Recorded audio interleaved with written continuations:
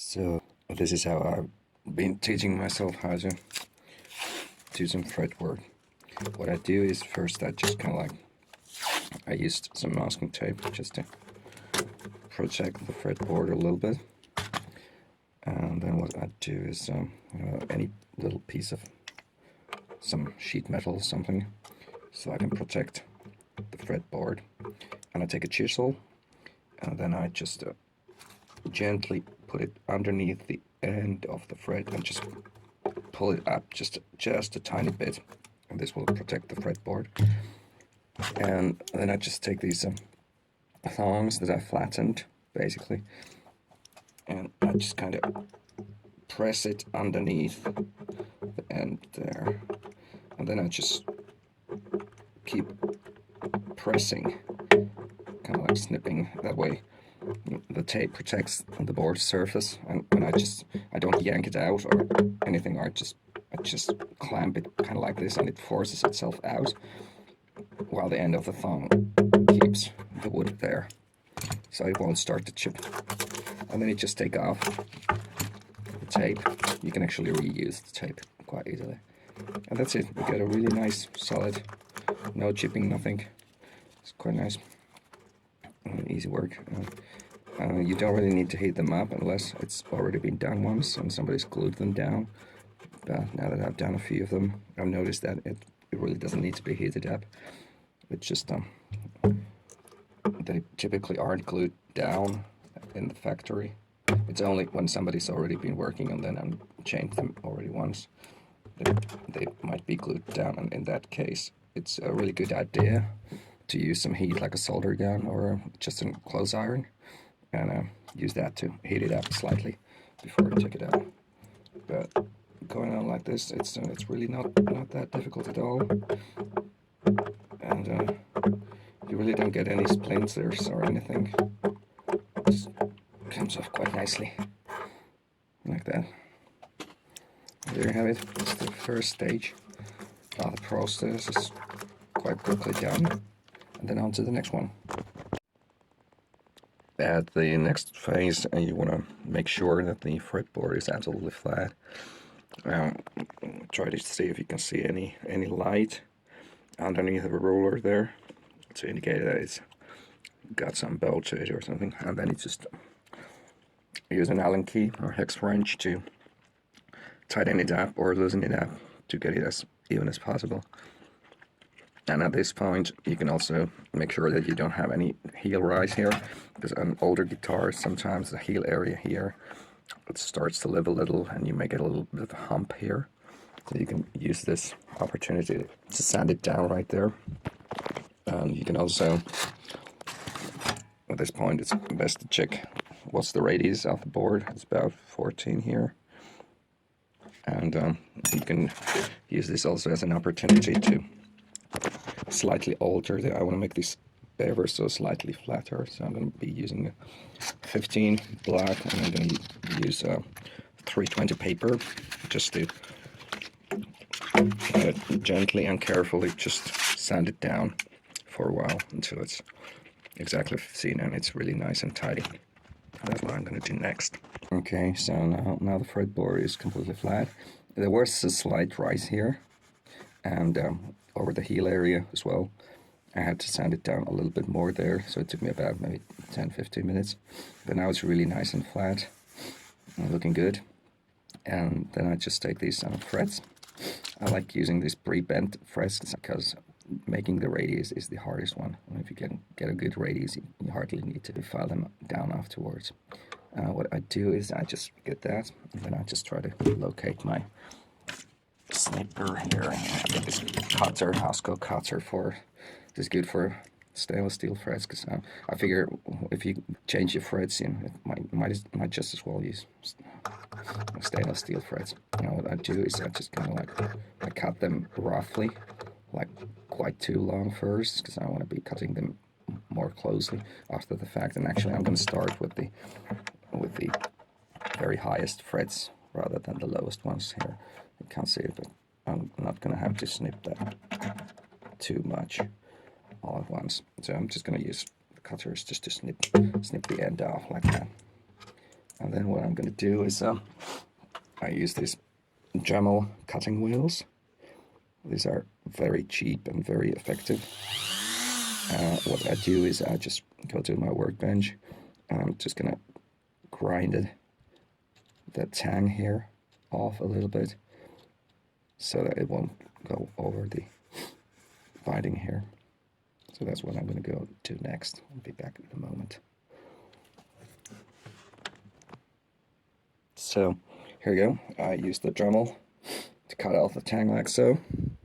It's pretty easy. There's a tool for this, cutting the tang specifically, but it's for stainless steel. It's like $100 or something. So what I'm going to do next is I'm just going to place this here carefully and nicely, seeing that it fits there pretty good. Then just take a rubber hammer and just lightly tap it in, like so. It doesn't have to go all the way in at the moment. And what I'm going to use is I have this press here that I can normally use that makes sure that it gets pressed down evenly. Of course, here it's a little bit difficult on an acoustic guitar because you don't have any sort of access. You can employ the sound hole in order to press in the very last frets. The heel area is still going to be a problem, so you can't access it, but maybe if you have a longer arm for the vise, it might work. Okay, so now the fret is in, and you might want to use like a really powerful light or something to make really sure that it's absolutely flush with the fretboard, because it really pays off to use a little bit of extra time here, because it really cuts down on the time and effort you have to put on filing it down afterwards. And then you can just at this point you can again snip the excess off like so. And for the rest of the part you can use either a file, or if you got steady hands, what I like to do actually is I'm using a Dremel to cut the excess off like so.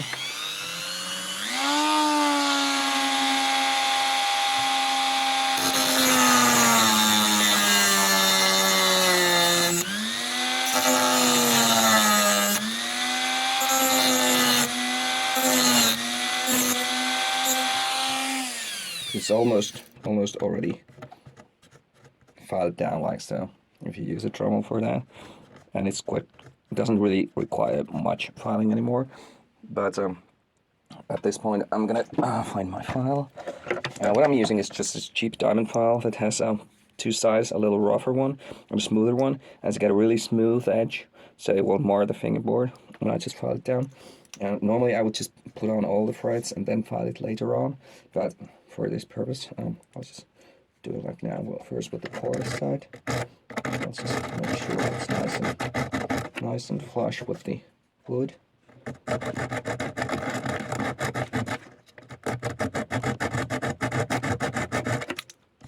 And later on I'm going to be using a little bit of sandpaper and a longer file just to make sure that it's completely flush. And it doesn't really matter, this is actually made of wood, there's binding here, so it's going to be perfect.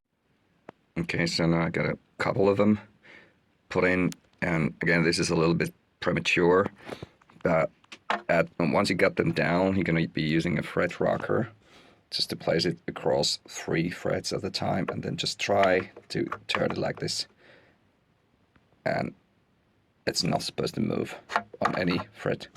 And here there's a slight, you can hear this knock knock, so that tells me that the center fret here is a little higher up. This is perfect. This is perfect. And here it's a little bit higher up. So what you can do is you can try to just tap it down there in the middle for now. And I hope that it works fine. It probably doesn't. But again, it's a little bit premature.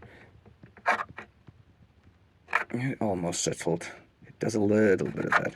So what you can also do is just go back in and just try to clamp it a little bit more carefully.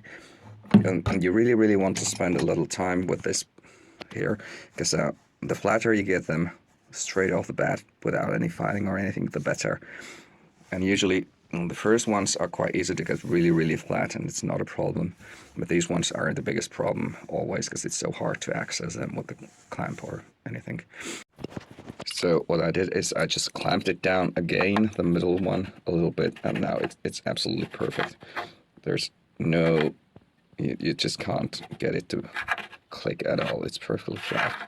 And if you do this for all the frets, you probably find that you will only need to touch, maybe you'll miss one spot or two spots where you just ever so slightly have to do it a little bit. I mean, flattening down them a little bit, filing them down, but if you, it's really well worth paying attention at this stage to get it really nice.